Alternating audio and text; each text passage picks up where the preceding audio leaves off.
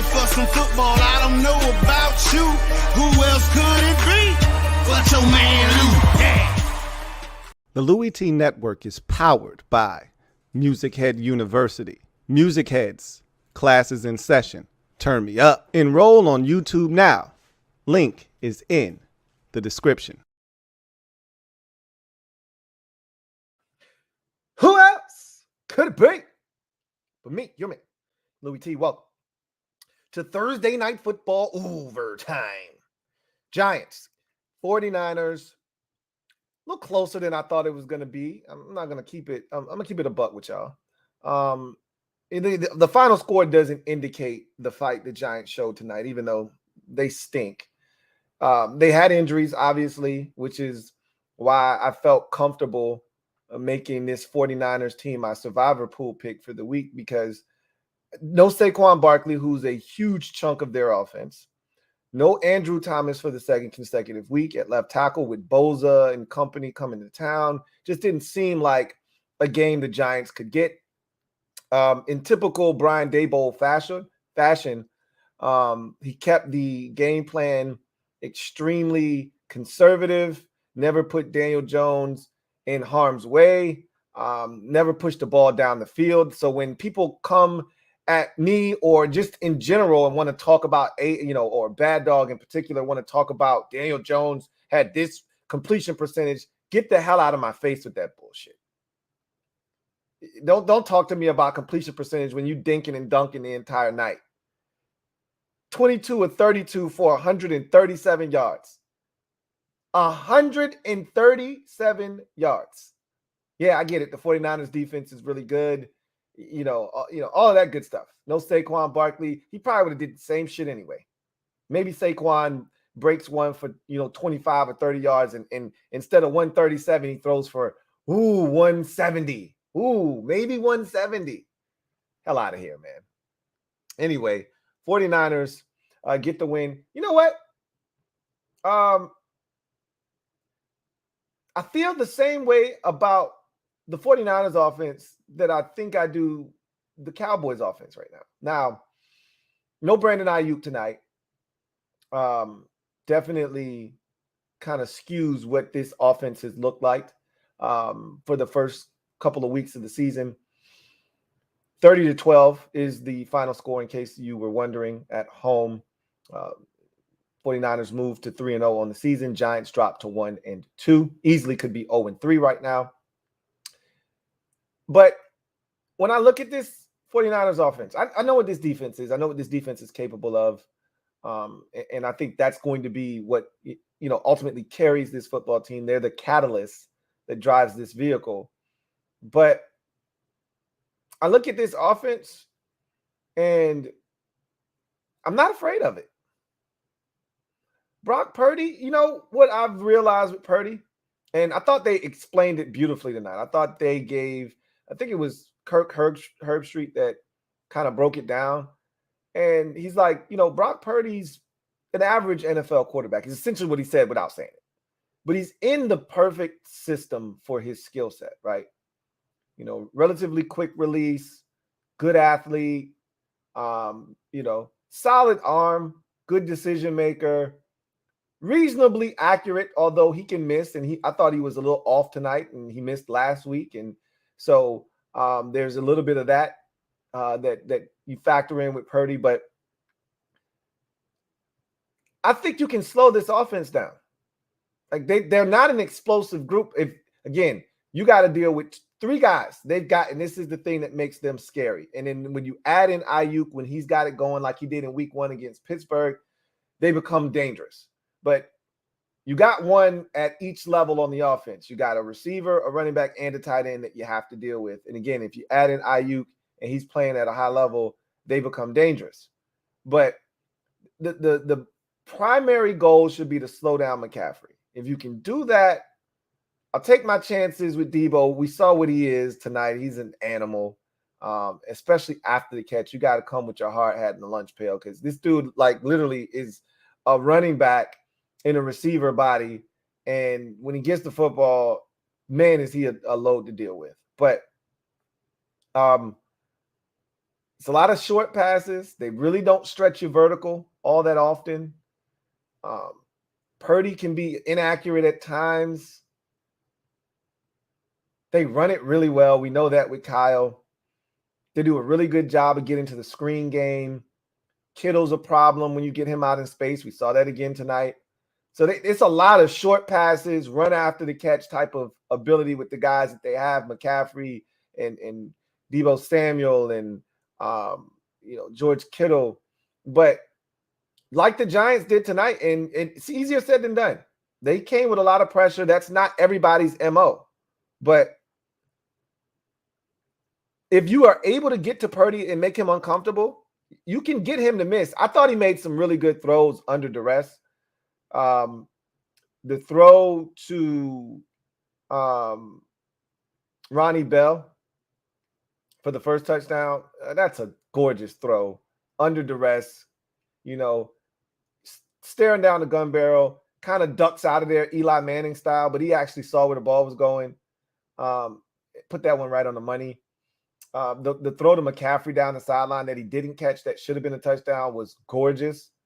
And then the throw to Deebo for the touchdown to put the game out of reach essentially was another nice throw. But, there were a number of misses throughout the night as well. And there were some, inaccurate throws with pressure in his face too, which, you understand that. But all in all, I think I know what the 49ers are, and they're going to be tough to stop because when you put these two things together, if you isolate their offense, they're beatable, right? But it's when you add in the fact that they're so good defensively. They've got a kicker who's like 9 of 9 this season, who they drafted in the 3rd round, and Jake Moody. He's going to pick right up where Robbie Gould left off. And Kyle Shanahan as an offensive play caller, not putting them in harm's way, spreading the ball around, spreading teams out, getting easy looks for his quarterback. You put it all together, and then they're a tough outfit to deal with, right? Because now you got to deal with the defense. They're not going to give up a whole bunch of points. And so now you got to find a way to get the ball into the end zone. It's not the easiest thing to do. Their offense isn't all that great, but they don't turn it over, so they're not handing you any favors. They just showed us a stat at the end of the game, 13 straight regular season games in which they haven't surrendered the ball via turnover more than once, right? So only turning over once or none at all. And they didn't turn it over at all tonight. That's why they've won 13 consecutive regular season games. It's because they don't turn it over. They don't beat themselves. So you add that defense in, a very efficient offense. They're not beating themselves. They're not turning the ball over. A coach that understands his personnel and is going to put those guys in proper positions to take advantage of their skill set. And then a field goal kicker who is depositing the ball through the uprights. And all of a sudden, you got one of the best teams in the NFC. So this is who they are. Nothing flashy, nothing fancy. These are the 49ers. Beat them. Not many have been able to do so since Brock Purdy has taken over. And it goes a little bit further back. Jimmy Garoppolo started the win streak. But it's a really good football team. And when I look at their schedule and the way that it's unfolding in front of them, when are they going to get a loss? I mean, I'm just looking at the schedule, and Arizona, Dallas, maybe, right? That'll be a fun game.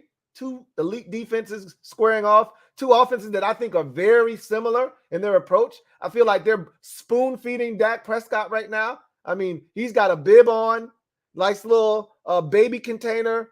They got a little, and Mike McCarthy has a little spoon, and here you go, come on, Dakota. Here you go, come on. Oh, good job, Dakota. And this is going to be fun. It's going to be real fun to watch these 2 teams kind of lock horns. They'll probably both, no, not probably. They'll both be undefeated by the time they meet in week number 5, I believe it is going to be. 5, if I'm not mistaken. So, well, I don't know who Dallas has in week 4. So I take that back. I don't know who the Cowboys play in week 4, but I'd imagine that they'll be playing a team that they should be able to handle. I don't think Dallas has a really tough game until they play San Francisco, and then I think the schedule starts to ratchet up a bit. But I think I saw Arizona, Dallas, Cleveland, Minnesota, and Cincinnati as their next 5 games. Like, if Joe Burrow's banged up, and even without him being banged up, they haven't been right all season long. You know, that's a long ways away. Minnesota hasn't won a game yet. Cleveland, no Nick Chubb. That changes their offense drastically. They did sign Kareem Hunt, which is going to alleviate a little bit of that stress, but he's not Nick Chubb, obviously. So who knows when they lose a regular season game next time? I mean, it could be a while. And their division isn't all that great. I could see them going, 6-0 in the division. 5-1 is the best I can do. They should sweep Arizona. They should sweep the Rams. If anybody gets them, it could be Seattle. But again, we will see. Solid performance. I won't call it impressive because I thought they should have destroyed the Giants tonight, but the Giants were game. They hung. Look, you get to the red zone. This is why I struggle with this 49ers offense right now, or at least in this game in particular. They lived in the red zone tonight. I'm going to guess that they were 2 of 5 in the red zone. Let's check and see what the number is. They were 2 of 5 in the red zone tonight. That's not good enough. You really wanted to make a statement on national television and beat the brakes off of a Giants team that has struggled for most of the season, for 3/4 of the season. 6 out of 8 quarters, the Giants have been abysmal this season. Now their best player on offense and one of their other, probably the second best player on their offense, and Andrew Thomas, are out of the game. Take your boot, stick it clearly up under their neck, crush their windpipe, all right, and end their night early. And instead, they decided to kick a bunch of field goals. So I struggle with that. But again, when you don't turn it over, you don't make a bunch of mistakes, and you play quality defense as they do, you're going to find yourself in a position to win a bunch of football games. And that's what the 49ers are doing. And you have to respect that. You have to respect that. So good win for the 49ers. They moved to 3-0 on the season. For the Giants, man, what more can I say? It's not really a lot to say about the Giants. They stink. Okay. They're 1-2. Who's their next opponent? Let's see if we can get them back in the swing of things. They're home for Seattle, then at the Dolphins, then at the Bills. Oh my God. They could be 1-6. Or 1-5. They got to win against Seattle. Got to get back to 500 because I can't see them going to Miami and beating the Dolphins, and I don't see them going to Orchard Park and beating the Bills on a Sunday night. So,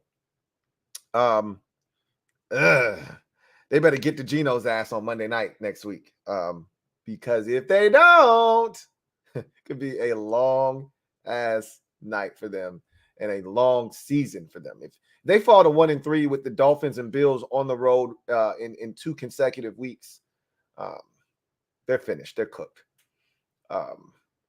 Just looking at the construct of their football team and how they operate, it's going to be hard for them to win a bunch of games, because here's the biggest thing that's, to me, different from the Giants each of the last 2 years in particular. Their defense doesn't look like it's all that great to me.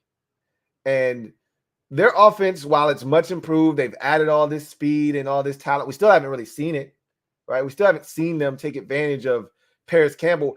Paris Campbell isn't a dynamic underneath receiver. This isn't Ohio State, and he's not going to run a shallow cross, catch it, and run for a 47-yard touchdown. This ain't Ohio State playing,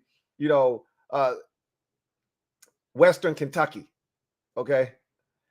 They're going to have to, if they want to actually make people back up, they're going to have to send Paris Campbell and Jalen Hyatt and these guys vertical and let them stretch the defense. This dink and dunk shit that you had to run last year because you didn't have any talent, okay, we got it. You can't do that again this year and expect anybody to fear you. And I don't know if they don't trust their offensive line. I don't know if they don't trust Daniel Jones. I honestly, I don't care what the issue is. They got to figure it out. This shit that they did tonight was cool because it kept them in the game, but you're not going to win most games doing this. You're not playing Arizona, okay?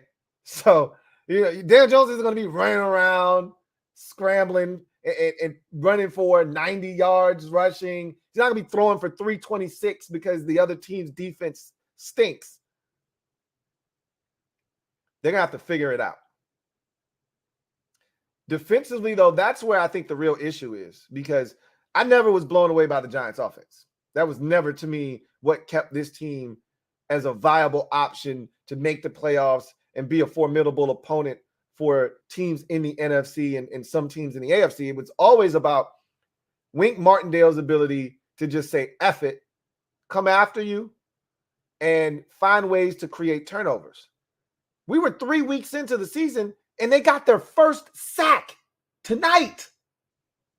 Don't talk to me about Leonard Williams. Don't talk to me about Dexter Lawrence and how dominant this duo is. They got their first sack tonight.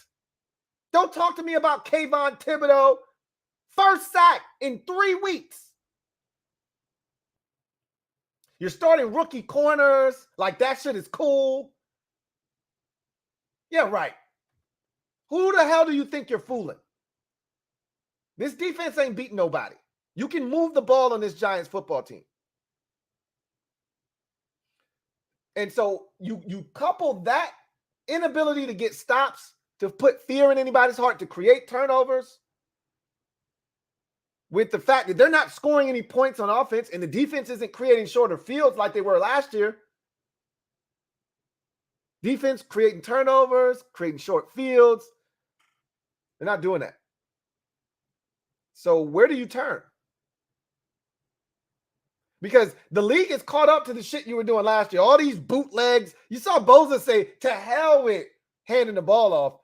As soon as you go and you give me that boot action, I'm coming. Whether you hand it off or not, I'm coming after Daniel Jones. The Cowboys did the same thing. You ain't going to keep living and eating off of these damn boots. That's all Daniel Jones can do is run bootlegs. Well, guess what? I'm coming right after your ass. Soon as I see you go for that outside zone handoff, whether you give it or you don't, I'm coming straight after Daniel Jones' ass. I'm going after 8. Because I know that's how they live. That's how they eat.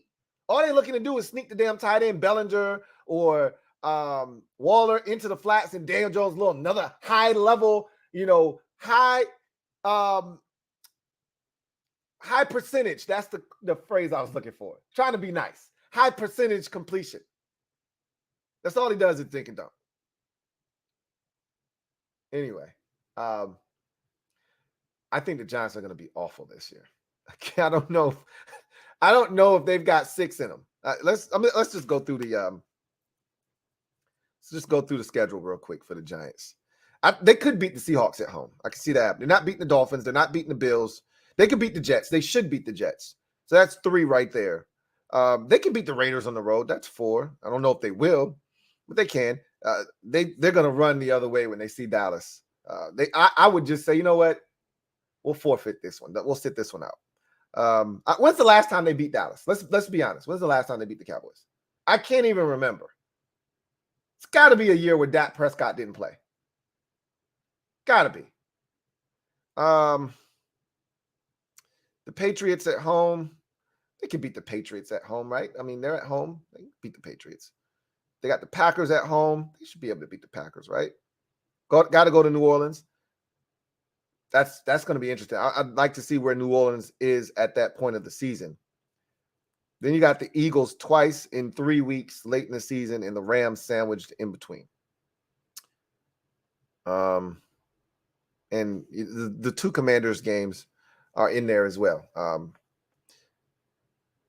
So I don't know, man. I already told you we busting them over their damn skull twice this year. Giants fans seem to think, oh yeah, we can't wait to see y'all. No, you don't want this. You don't. Not the shit I watched tonight. Not the shit I watched last week, and definitely not the shit I watched in week 1. You gonna bring that shit to my doorstep? you might not make it out alive. They might find your body buried in the backyard somewhere, stinking. All right, shallow grave, stinking. I don't know. We gonna find out, but this Giants team does not look good at all. And Dabo looks like he's searching for answers. Searching for answers. I mean, that bald head was sweating tonight, trying to figure out a way to generate some offense. To no avail. I wish him nothing but the best because he's gonna need it because it's rough out here, man. It's rough. That offensive line does not look like it's going to get any better this year. Daniel Jones does not look like he's going to be much of a dealer. They gave him this contract thinking, hey, man, he won us a playoff game last year. We got ourselves a dog at quarterback. Now we just got to add some weapons. We'll see. Look, it's early. It's early. And they did play one of the best, if not the best defense in football tonight. So the 137 yards on, what was it, 32 attempts and 22 completions is somewhat understandable without your best player and your starting left tackle. I guess. If we're into making excuses. This is the NFL. You got to figure it out with whoever you put on the field. And that product we saw tonight, not good enough. Not going to get it done. So, Giants are now 1-2. And in 3 games, they've scored. So they started out each of the first 3 games of the season with less than 100 yards of total offense in the first half in all 3 games. They've scored a combined 43 points in 3 games. So that is a paltry, dental floss thin, if I can do the math correctly. 43 divided by 3 is 14, and let's call it 14.3 points a game. Yummy. Yummy. 14.3 points a game. How many are you going to win doing that, huh? And let's see. They scored in how many quarters tonight? I hope it was 3. Hopefully they spread their 12 points out over 3 quarters and didn't score. Don't use your 12 points all up at once, right? Don't score all 12 of your points in 1 quarter, right? Let's check and see the breakdown of the points tonight for the Giants. Oh yeah, they spread it out over 3 quarters. Don't use up your 12 points in 1 quarter now. Hey, let's be smart about this. All right, let's ration it out. 3 here, 6 here. They did a good job of spreading it out. So we can't say that it was another 2 quarters of scoreless ball. They spread it out. 3 here, 3 there, a little 6-piece there. So, yeah. It's going to be fun watching the Giants this year. And they got a lot of primetime action, too. There could be some real nasty ass whoopings on national television for the public to see. It could get real ugly. I can't wait. I was complaining. Who wants to watch the Seahawks and the Giants? I do. Ooh, me. I do. I wish it was in Seattle. That's the only thing I would change. Wish it was in Seattle, but we'll see. Gino showed last week. He's not opposed to going into somebody's house and being real disrespectful. So we'll see what the Giants do. They better tighten the hell up. You got 11 days to figure this shit out. You lose to the Seahawks, your season is officially done because you're going to lose the next week against Miami, and you're going to lose the next week after that to Buffalo, and you're going to lose all of your fancy foosball games. Anyway, oh man, I digress.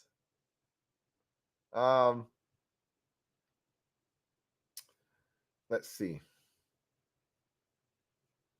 Let's get to the comment section. I don't plan on holding you guys here any longer than I need to tonight. So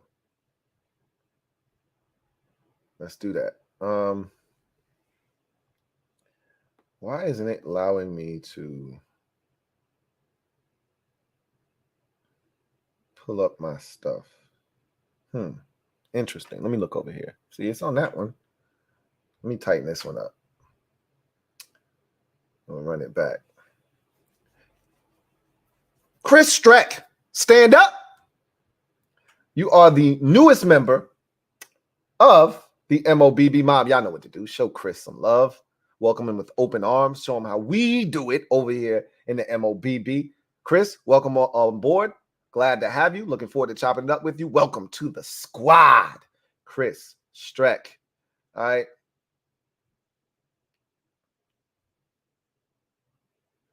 All right.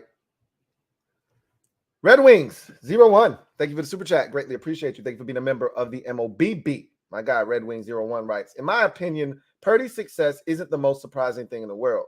Most draft heads will even tell you he'd been a first rounder if he didn't have a wet noodle for an arm, but that lack of zip shows.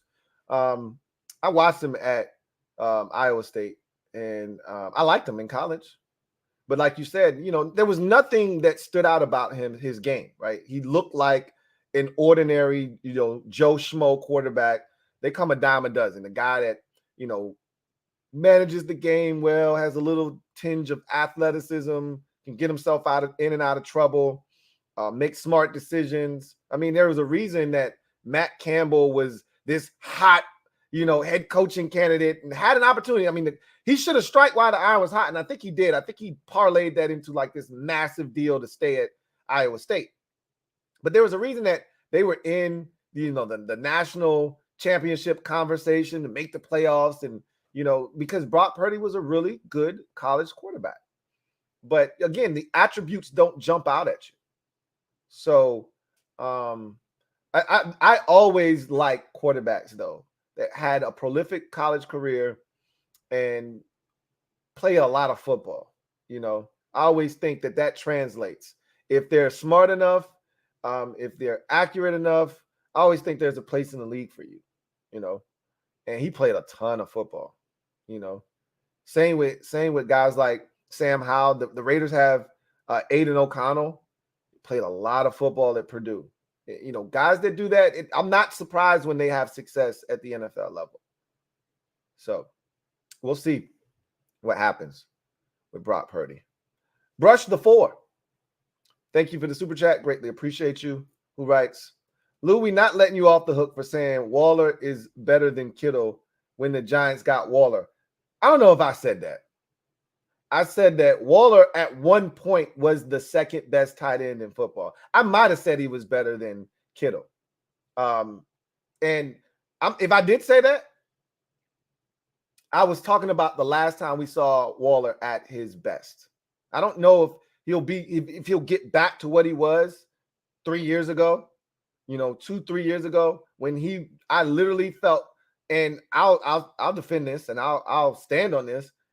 2 years ago, 3 years ago, probably more like 3 years ago, he was the second best tight end behind Travis Kelce.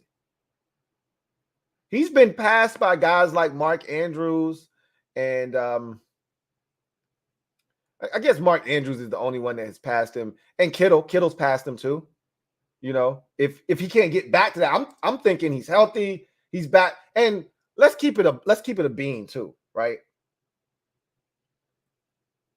This is a good situation for him, but Daniel Jones got, like, I was like looking at Kirk Herbstreit like, bro, what are you talking about? It's almost like he had a vendetta against Darren Waller or something, because that pass on that over route over the middle of the field, that wasn't a good ball. He said that like Waller needs to catch that. He's got to help his score. That shit was high and behind him. What you want the man to do? Turn in the stretch goddamn Armstrong? He's already tall as shit with long ass arms, and he barely got his fingers on it. What the hell do you want the man to do? He can't throw it and catch it. He can only catch it. Okay? The man's got a 7'3" wingspan, and Daniel Jones still couldn't hit him. I ain't trying to hit that shit. Waller, I think, is still a problem. I know this much. I ain't looking forward to facing him. If he can get back to what he once was, yeah, he's better than Kittle to me. But I don't know if he will be able to. Kittle's a problem. Kittle's a more well-rounded tight end. He blocks. He's physical, run after catch, all that good stuff. For my money as a receiver, though, I'll take Darren Waller, because you're not splitting out George Kittle. You can. I mean, theoretically, you can. But to me, you're not taking George Kittle and putting him on a corner and running a back shoulder fade to George Kittle. That's not what the 49ers do with George Kittle. What the 49ers do with George Kittle is use him over the middle of the football field, is get him on bootlegs, get him out in space where he's a load to deal with, run after catch. He's much better at run after catch than Darren Waller and most tight ends in the NFL, for that matter. He might be the best, but Waller drew that pass interference penalty.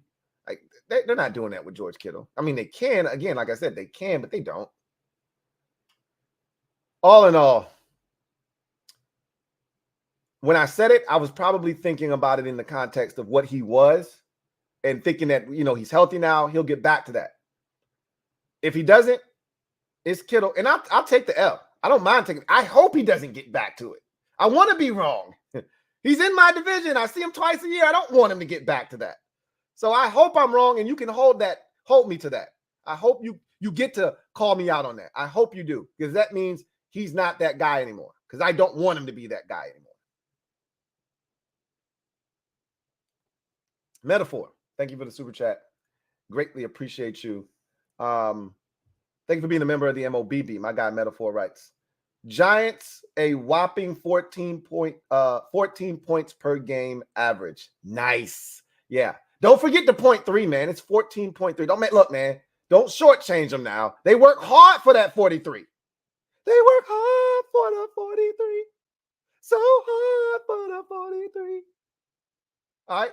So hard for that 43. So you better get it right. It's 14.3 points per game. Don't forget the 0.3. Hell wrong with you. Duncan Wright. Thank you for the super chat. Greatly appreciate you. My guy, Duncan. Thank you for being a member of the MOBB, who writes, shit, warning. This is a Commander podcast. You will experience nausea, vomiting, and severe explosive diarrhea. And it's all your faults. God have mercy on your souls. How many of you done had tonight? Huh? How many of you done had, Duncan? I'm gonna start treating Duncan like the old man on Big Daddy. When he had him up on the stand, what is it, Mr. I can't think of his name, and he said, "Hey, Mr. We're gonna call him Mr. Avery. I don't remember what his name is. We call him Mr. Avery. Mr. Avery, you had a couple of beers today?" He said, "Yeah, I had a couple or so. What have it?" Yeah. He said, "Get off the stand." Hey, Duncan, you had a couple beers tonight? You had a couple drinks? Yeah, I had a couple of Chardonnays. What of it? Get out of here. Get out of the chat. Get out of here, man. I kid. You my guy, man. What's going on, man? The real Louie T. Thank you for the super chat. Greatly appreciate you. Thank you for being a member of the MOBB, who writes, Giants ain't no match for us. Daniel Jones is trash. Look, until we beat him soundly, they're going to think he owns us. We've beaten him already. It's not like, we have this nasty streak or whatever, but, they beat us last year once.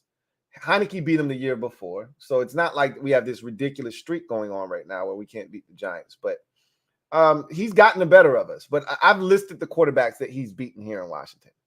And again, we probably can combine those victories in terms of the margin of victory. Probably combine those wins, and it might not total 20. And he's beaten us, 5 times maybe? He's beat Dwayne Haskins. That game, he was awful. I think he threw like 2 or 3 interceptions, but Haskins was, just as bad, if not worse. So they won the game.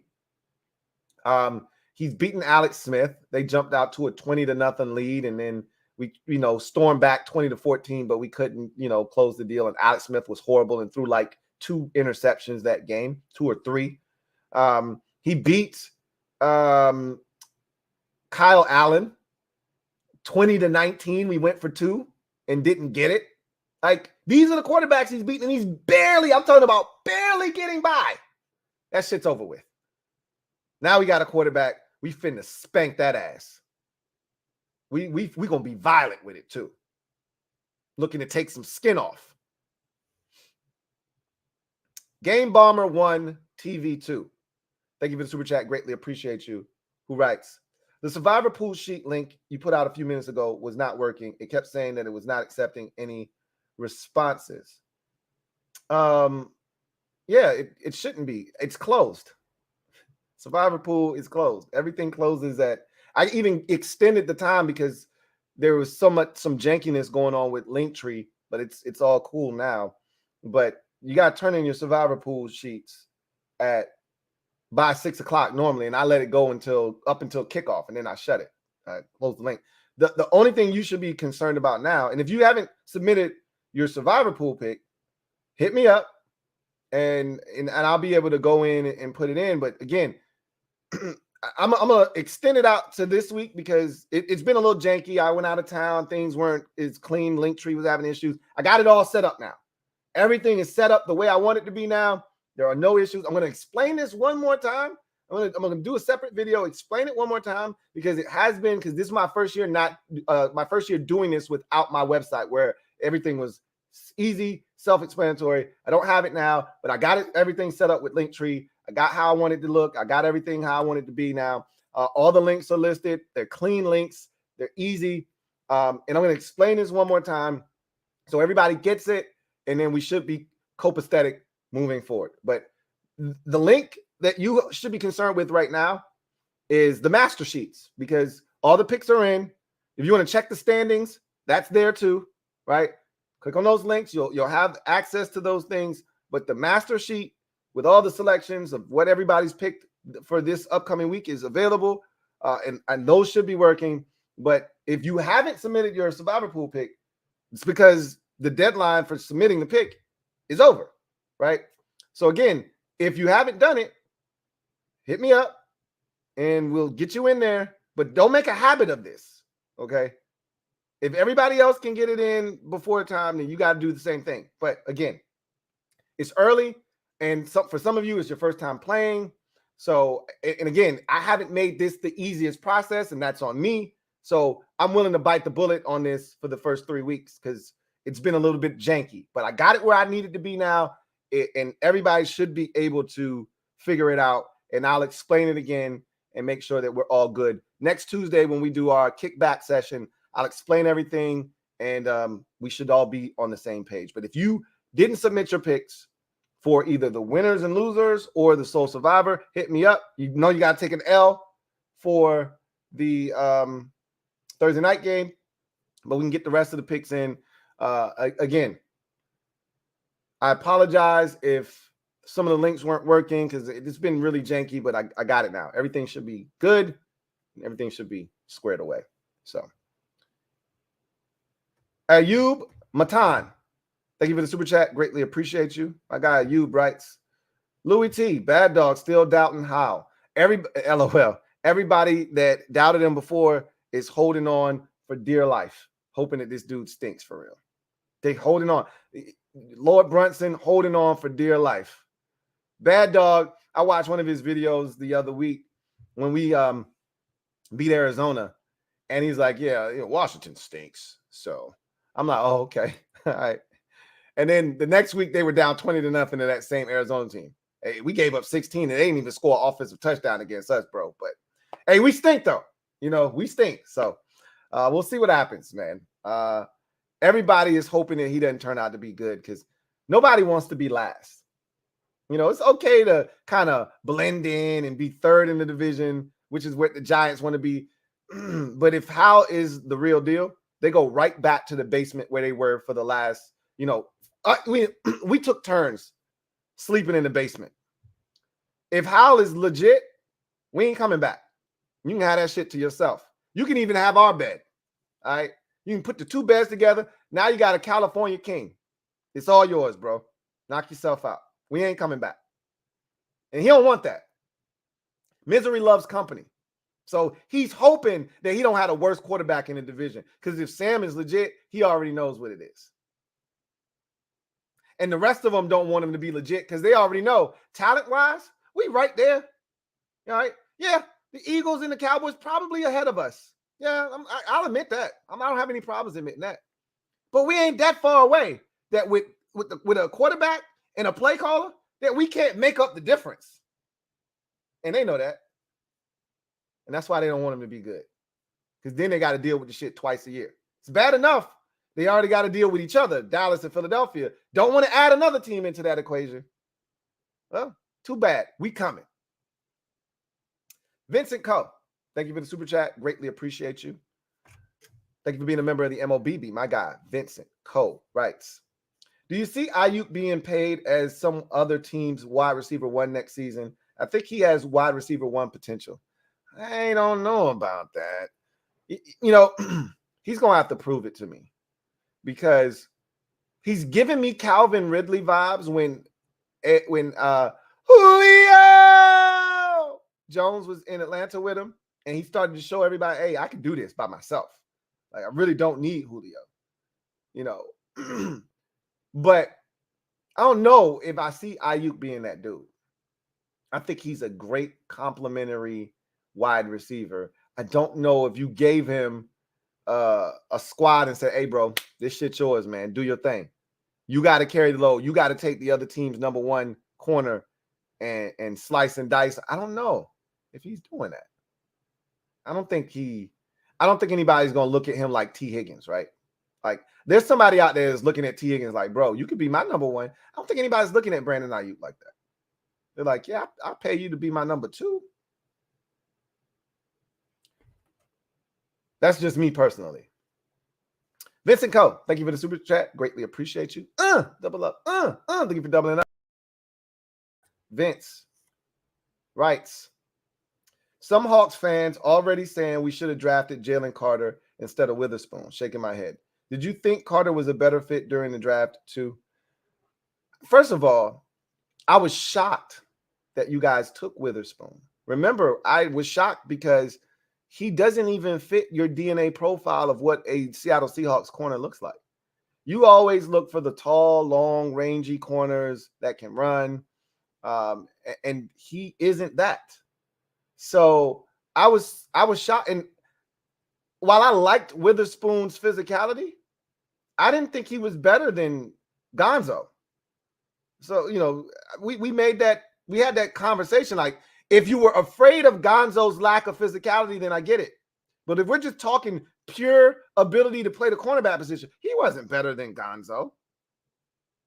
People fell in love with Witherspoon's physicality, and they looked at Gonzo and they said he doesn't have physicality, and that hurt him, and it elevated Witherspoon. But if we're talking pure coverage ability, he wasn't better than Christian Gonzalez.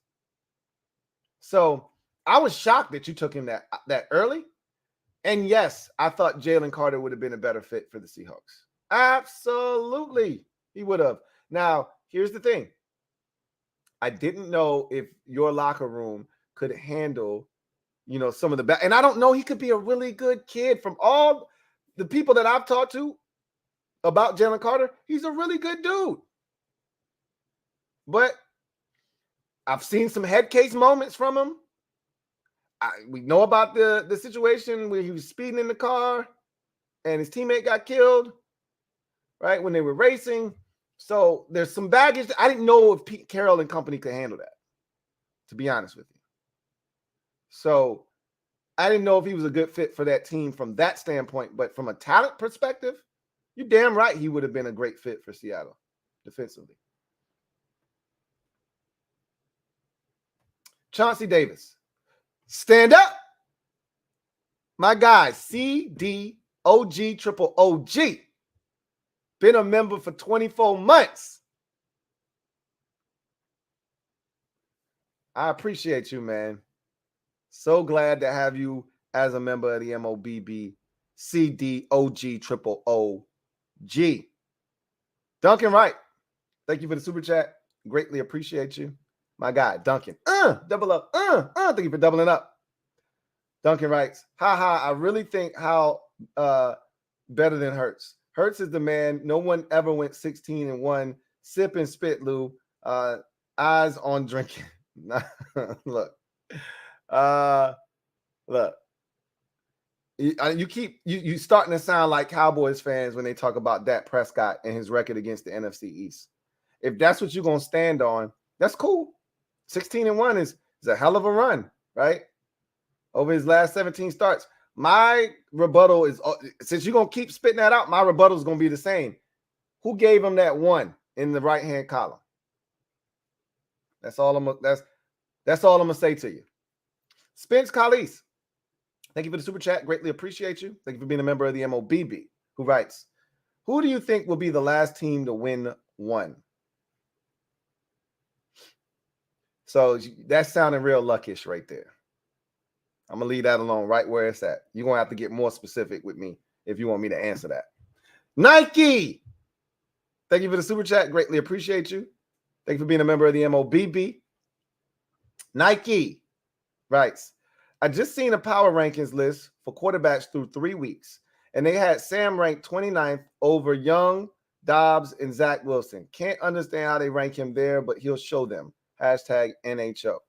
So, again, I stay away from those types of lists because when you make those lists, really you're looking for attention, right? That's how you get attention when you do something drastic. Like, come on now, who's watched the first 2 weeks of the season and thinks that Justin Fields has looked better than Sam Howell? I'll wait. Nobody, right? So in order to get somebody to click on it, like you got to do 1 or 2 things in order to get somebody to click on your stuff. And I'm guessing this is a trash ass publication, right? Whatever it is, I don't know what it is. But in order to get somebody to click on you, you got to do something extreme that'll get people talking. Like you just brought it up. They did their job, right? It's what Skip Bayless has been living off of for the better part of a decade and a half. Is saying outlandish shit that you go, oh man, Skip is a dumbass. Oh, I can't wait to see Skip eat crow tomorrow on his show. Yeah, he got you. He already got your ass hook, line, and sinker. We know he's not the 29th best quarterback. Like right now, it may ultimately, at the end of the season, he might be the 29th best quarterback. I highly doubt that. You know how I feel about him. But as of right now, come on now. Who's watched the first 2 weeks and feels like that? Nobody. So that's how he got you to click. And he got you. I don't trip about that stuff. You know, that in the grand scheme of things, I already got my list of people that I'm ready to go after once this shit is done and Sam, you know, shows everybody what he's about and leads this team to victories. Because that's the only thing that's going to change people's minds is Sam going out, filleting teams, and we got to win too. Because he can go out and slay teams, but if we're not winning games, that's what it all matters in this league, especially at the quarterback position. Did you win or did you not win? Doesn't have to be pretty, but did you win? Was it gritty? And most importantly, was it a dub? We'll see. But that's a joke, right? And we're going to leave it right where it's at. We didn't already gave it more attention than it needs. And I'm glad you didn't tell me what publication it was. Don't get them no shine. Don't get them no time because they clowns for that. Vincent Cole, thank you for the super chat. Greatly appreciate you. My guy Vincent writes, is Dallas's defense top 5 without Trayvon Diggs? We're going to find out. That's a hell of a unit, man. And you can erase some things on the back end when you got Michael Parsons and company coming after you at warp speed. So are they going to miss Trayvon Diggs? You damn right they're going to miss him. That is because we always debate in the NFL, right? In circles that have conversations about these things, about which is more important, the edge rusher or the corner. When we're talking defense, those are the 2 premier positions on that side of the football. Edge rusher, and if you got an elite defensive tackle, that matters too. That counts too, right? But somebody that can get after the quarterback and somebody that can cover, you know, the receiver and stop the quarterback from getting him the ball. Which one is more important? The analytics people love the cornerback position. NFL purists and old school people love the edge rusher. I don't know if there's a wrong answer there or not, but at the end of the day, Trayvon Diggs held a lot of value in that Cowboys scheme, and defensively, he was getting better. And so that's a hell of a loss. But if they keep getting after the quarterback the way that they have in the first 2 weeks, while they're going to feel his loss, they can still impact games up front. Trust me. It's a big loss. Don't get it twisted. They can still be top 5 without him. It's going to be tough. It's going to be tough. Leroy Will Jones. Been a member for a month. Who? Right, man. That pass to CMC was a thing of beauty. It was. That was his best pass of the night. That was a dime.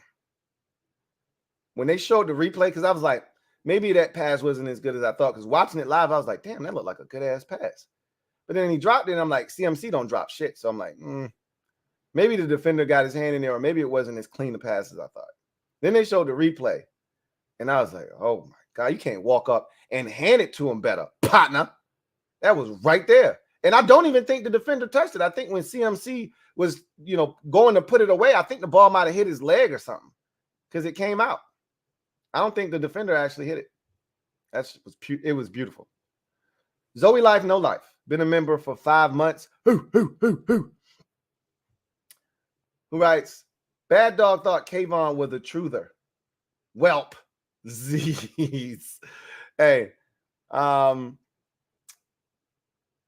he had a good game against us last year. I told anybody that would listen, I wasn't a big Kayvon Thibodeau fan because he don't actually have no moves. He just rush. And when you're in college and you're athletically gifted and you got long arms, you'll win a lot. But what did he have last year? Like 4.5? I don't know how many sacks let's look it up. I don't think he had a whole hell of a lot of sacks last year. But yeah, he made an impactful play against us. And I think he was one of those guys that got pressure. I just don't see it with him, to be honest with you. But we're going to see, He's one of those dudes, you know what he is to me? And I laugh at dudes like him. He's one of those dudes that thinks a lot higher of himself than what he really is. He thinks very highly of himself. He's not one of those dudes that can humble himself and say, you know what? I got to tighten up. I got to be better. He's one of those dudes that thinks his shit don't stink. And usually those dudes get blessed in the league.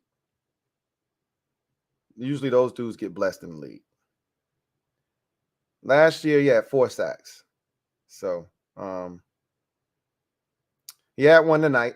I think he had, and the one he got tonight was super doo-doo, super dookie, right? Brock Purdy was running around for like 7 seconds, and he ain't had nowhere else to go. And Kayvon Thibodeau looked, hey, look what I found. Hey, 3 weeks from now, we ain't going to remember how he got the sack. It's just going to say he had a sack against San Francisco. So I ain't even going to trip about it. Atlas013. Thank you for the super chat. Greatly appreciate you. Thank you for being a member of the MOBB who writes, Debo is unreal to watch. Dude is made of stone. It's just certain dudes that when they get the football, it's like they turn superhuman or something.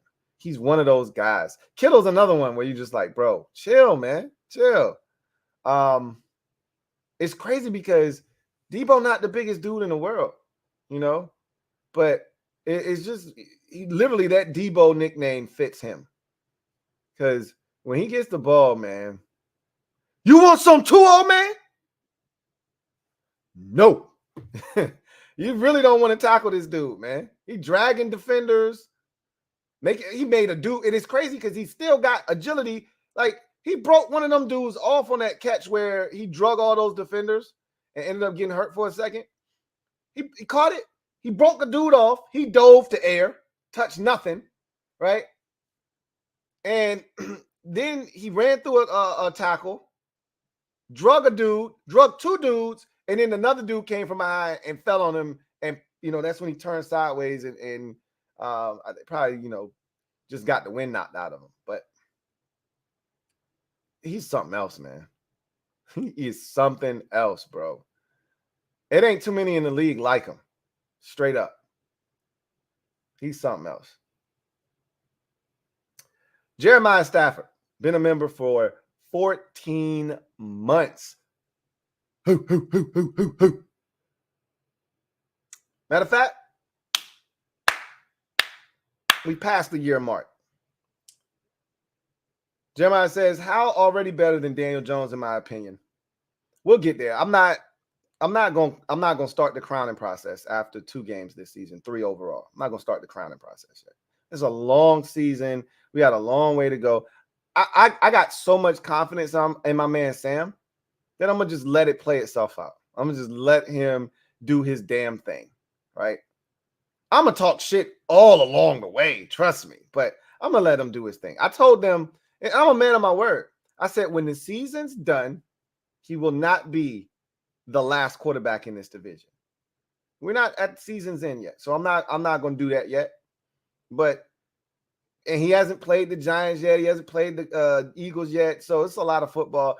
I'll allow him to do the talking, and then I'll do the talking after he's done doing his talking.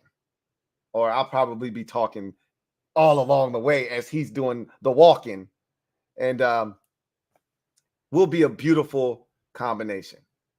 You know, I do the shit talking. He does the walking on the field. And man, what a beautiful sight it will be. Lang Hughes, thank you for the super chat. Greatly appreciate you. Writes, feel like Harris is smart enough not to separate offensive genius from the budding franchise quarterback. Harris didn't hire Ron. We will see benefit of offensive head coach. It could happen. You guys, I've read a lot of your comments from today's show. And you're right. Harris didn't hire him. Harris is a smart guy. And, you know, we'll see what he does. But you got to understand, too, that he realizes what Ron has done and what Ron has built here. And I don't think that's lost on him, all the things that Ron has done. So we'll see. My money's on, if this thing goes the way that I think it's going to go this year, which is a successful season, we make it to the playoffs, my guess is Ron is back. And they'll do everything they can to keep EB on board, but somebody's going to give him the opportunity that he's been looking for, which is to be his own guy. Is that going to be Washington? I don't know. Stay tuned. A lot of football left, man. A lot of season left. Let's not get ahead of ourselves. All right. Let's not put the let's see if I can get this right. We had this conversation before. Let's not put the horse before the cart. Isn't that right? Isn't the horse supposed to be before the cart? Let's not put the cart before the horse. Is that? I think that's how it's supposed to go, right? Let's not put the cart before the horse. How we have a whole conversation about this, and I'm still messing it up. It's got to be put the cart before the horse, because it can't move if the cart's in front, right? The horse is what pulls it. Anyway, I digress. Spence Collis, thank you for the super chat. Greatly appreciate you. Double up. Thank you for doubling up. Who writes, last team to win a game this year in the league. Oh, see, you can't leave questions like open-ended like that. It feels like you're trying to get me. The team that will be the last to win a game this season. Man, it's some bad teams in the league, but man, the Texans look pretty bad. Texans are bad. The Bears are going to get somebody. If Justin Fields makes true on what he just said, which is he's going to stop being robotic and just take off and run, you know, it's going to put the Bears in a position where they might be a little bit more dynamic. They're going to win some games. I really think the Texans are the one. They look like, I mean, there's a lot of teams who are winless right now, but a lot of the teams that are winless, we didn't expect them to be, like Minnesota or Cincinnati. You know, we didn't expect those teams to be winless at this point. I think the team is, you know, Denver's going to win a game eventually here at some point. It's the Texans. I think it's the Texans. Cardinals, just the way they play defense, they're going to get somebody, man. I don't know when, but they're going to get somebody. And it could be sooner rather than later. It just depends on what the schedule looks like for them. They're going to creep up on it. Ain't going to be this week against Dallas. If not for San Francisco in the short week against the Giants, that's where I was going with the survivor pick, straight to Dallas with Arizona. But they're gonna jump up and bite somebody. I think it's Houston, man. I'm so disappointed in the way they're playing defense right now. I thought they would be better defensively, which was going to give them a shot to win a game, sneak somebody, and I just haven't seen that right now. Zoe Life, No Life. Thank you for the super chat. Greatly appreciate you. Thank you for being a member of the MOBB, who writes, Did you see Adam Rank pick us to beat the Bills? No. Adam Rank is a hack. No, I didn't see him. And I don't watch Adam Rank. Every year he's got us going 3-14 or 2-15 or some garbage like that. How getting some detractors to buy in? If balls spread around, I believe we can re-sign Curtis for cheap. It's not about whether we can get him back for cheap. It's all it takes is one team being willing to pay him out there, So we'll see how this season goes. Again, y'all are talking about things that are so far off in the horizon that my brain can't even compute. Like, you talking about Curtis being a free agent. We 2 weeks into the season. We going into week 3. I can't even wrap my brain around that. So y'all are so you guys are so forgiving. I'll say that. The best way to make somebody irrelevant that you can't stand is to not watch anything they say, not repeat anything that they say, make them irrelevant.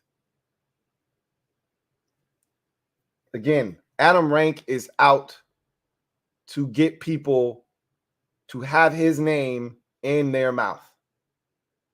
So he'll say and do anything.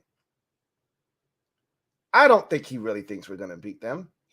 That's how you make a headline. Everybody thinks Buffalo's going to beat us. So if I go in the opposite direction, people will start talking, which is what you just did. Adam Rank is a hack. Nike. Thank you for the super chat. Greatly appreciate you. Double up. Thank you for doubling up. Who writes, do you think we will ever get to watch a game without them mentioning B-Rob getting shot? No. Not. You gotta get far removed from that. It happened last year. So yeah, every time he has a good game, or anytime he gets a touch and he has a good gain, or they're gonna bring it up at some point during the game. If he's involved, if he's involved, they'll bring it up because that's a part of his story right now. And so, he has a big run and they go, just think, a year ago this time, this man was, recovering from a gunshot wound, and look at him. Like, there's going to be something to that effect, right? They're going to bring it up in some capacity. So you get 3 years removed from it, and you won't hear it, right? Every game. But right now, it's still fresh. It's just a reminder that, hey, it's amazing what this man is doing, considering that this man was shot multiple times, I think, like twice. And somehow he was able to play like a month and a half later. That's crazy talk. DJ23, thank you for the super chat. Greatly appreciate you. Thank you for being a member of the MOBB, who writes, can the NFL start flexing games? Can't watch New York, LOL. This year they have a new setup where they can flex Monday night games now. So we may be safe down the road because, Monday night was brutal. When you get a team that the league has ordained as a good team, like the Giants, for instance, like they did last year with Denver, and they turn out to be ass cheeks, and you're just stuck. It's the worst. But I still think you got to wait a while. I don't know what week they can start flexing some of these Monday night games, but that's the new rule this year. They can flex Monday night. So I think most of the Giants primetime games, though, are early in the season. So I think we might just have to take this. Like, they were on Sunday night, they were on Thursday night, and then they're on next Monday night, right? So I think that's the bulk of their primetime schedule. You're going to have to eat these, right? So we've gotten – this wasn't an ass-whooping per se. The final score looks ass-whooping-ish, but it wasn't really an ass-whooping. They fought. They hung in. But you never thought they were going to win the game, though. I think the game next week against Seattle will be competitive, though. And I think they can win that game. But we'll see. See what they do this week. Seattle's got a very winnable game at home against Carolina. You win that game, and now you got a 2-game winning streak, and you take that momentum and hopefully turn it into a 3-game heater by going to New York and winning on a Monday night. We'll see what happens. Metaphor, thank you for the super chat. Greatly appreciate you. Thank you for being a member of the MOBB. My guy, Metaphor. Double up. Thank you for doubling up. Who writes? To those who said we needed Fields or we need Fields greater than how coaching. There was a guy that I haven't heard from in a little while who last year when we were struggling at the quarterback position and Fields was running for 600 yards in every game but still losing, he said, you guys could have had Justin Fields. What a mistake that was. And I was like, bro, get the hell out of here with that shit, man. Justin Fields stinks. And I haven't heard from him. You know, he's a troll, though. So I don't think I'll be hearing from him.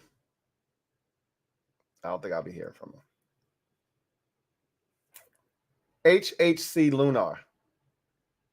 That whole Chicago situation right now is weird. They got it kind of gives me Washington vibes from last year with their, defensive coordinator having his house raided. And he's probably going to be let go at some point if it's as bad as it sounds. We really don't have a lot of details, but if they're raiding his house and they find some shit, and I've heard that they found some stuff, oy vey. Then you get the Justin Fields comments. Then he has to go and clean them up. Today they're hugging each other and singing Kumbaya. Weird energy over there in the Windy City. We'll leave that over there, though. I want no parts. We've had enough of the clown show here in Washington. That whole circus is packed up and left town, and we are not inviting them back. So they can have all that shit up over there in Chicago. You know what annoys me? Giants fans who say draft a quarterback if they stink, like Shedeur Sanders magically fixing these problems. Build your roster. So here's the thing. I don't know if you heard what Dion said, but the likelihood is Shedeur is not coming out this year. It'll be next year. He said Shedeur is not playing second fiddle to anybody. He already knows you can't beat Caleb Williams. You can't beat a number one pick. If Caleb comes out, he's number one. So if that's the case, Shedeur is, and like Dion said, and I've said this too, with NILs, you're getting paid. Now, you don't have to leave for the NFL now. There's no urgency anymore. Guys that enjoy college and enjoy that atmosphere and are having the time of their life, you don't have to leave anymore. For what? I'm getting paid money. I'm supporting my family. And I'm getting paid and supporting my family while having fun at school. It's not even a job yet. Why the hell would I leave? So there's no guarantees that Caleb Williams is leaving for the NFL. He's already said that if the right team doesn't have the number one overall pick, he can go back to school. Well, we'll talk more about that on the podcast, but I said all of that to say this. The Giants roster isn't great, but it's not terrible. But it's not just the quarterback. And the first thing they probably need to do, and this is the crazy part, is they've spent resources on that offensive line. They spent a first-round pick on Evan Neal. They spent a first-round pick on Andrew Thomas. They spent a second-round pick on John Michael Schmidt. It's not like they haven't spent resources on that line. Now, the guard positions, well, damn, what do you want them to do? Draft 5 first-round offensive linemen or 5 first and second, round offensive linemen? You should be able to find a guy at guard somewhere, 4th, 5th, 6th, 7th round, something, undrafted, free agent, something.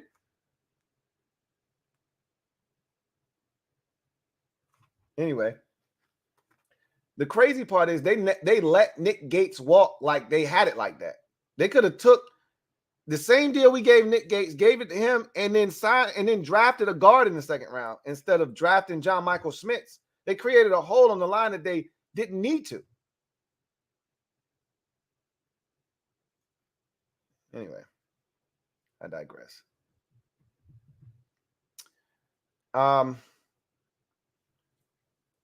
That's it. That's the final comment. Niners are 3-0 after the 30-12 victory over the New York Football Giants, who dropped to 1-2 on the season after the 30-12 loss. Giants continue to struggle on the offensive side of the football. At least they spread out the points tonight. Didn't go a whole half without scoring. Scored 3 out of the 4 quarters. All right, only it was 3, 3, and 6, but still, hey, that's progress, right? Hadn't scored in the first half all season long until tonight. So that's progress, folks. Baby steps. So Niners undefeated. I don't really see anybody standing in their way other than maybe Seattle in that division. But again, how good is Seattle? We'll find out over the next couple of weeks. Got some winnable football games, see if they can take care of business. But we knew coming into the season that San Francisco was going to be, one of the premier teams in the NFC. And they're holding true to that, taking care of business. Anyway, I digress.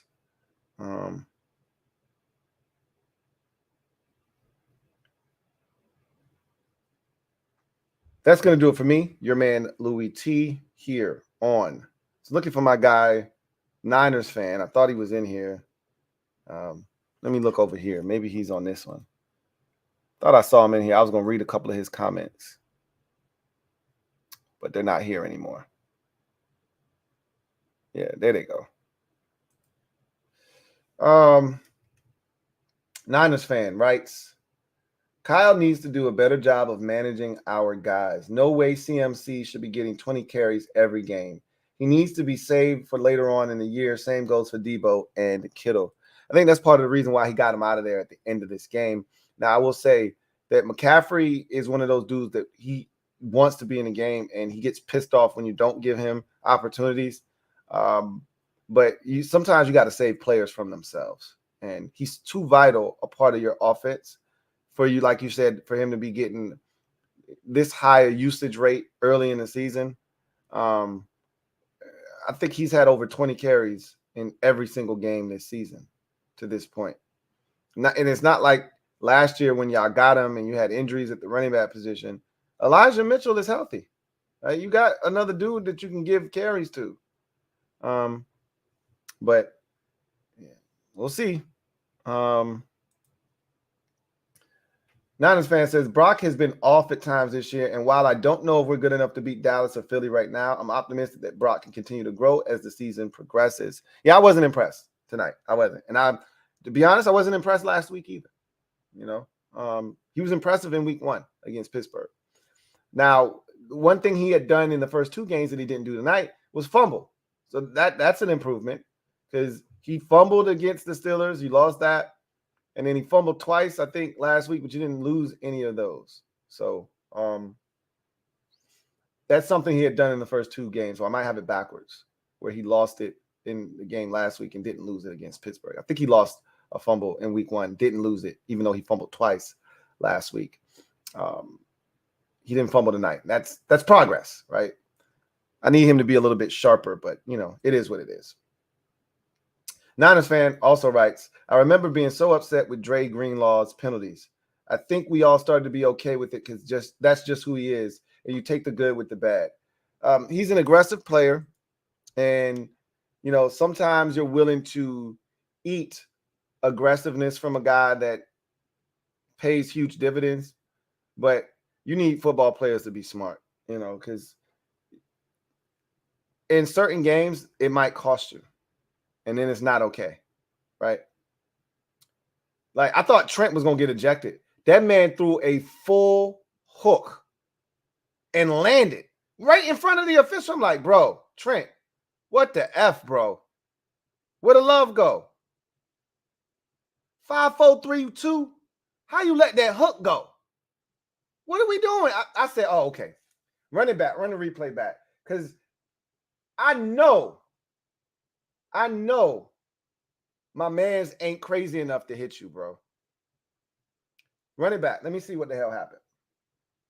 So they showed the replay, and Ashawn Robinson jumped at him, like real aggressive, like, I'm punching your face. And then he didn't do it.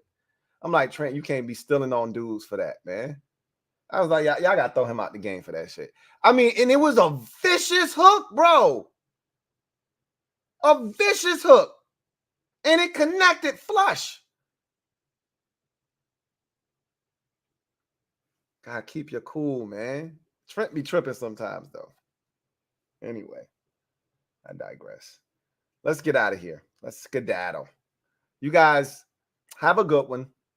We'll be back tomorrow. LouieTeeNetwork podcast. Watch, Commanders Nightly News, all that good jazz. And send you off into the weekend. We're going to talk some college football tomorrow. Big game. I'm a Notre Dame Fighting Irish fan. Big one against Ohio State this weekend. Tons of big games in the NFL. A lot of 2-0 teams squaring off. So somebody's O has to go, or some games where some teams that are 2-0, are they for real or not? We're going to find out. Some really, really intriguing games this week. So looking forward to chopping it up with y'all and going through all of that on the Louie T Network podcast tomorrow. So until then, you guys enjoy the rest of your evening. Take care. God bless and good night. Louie T Network.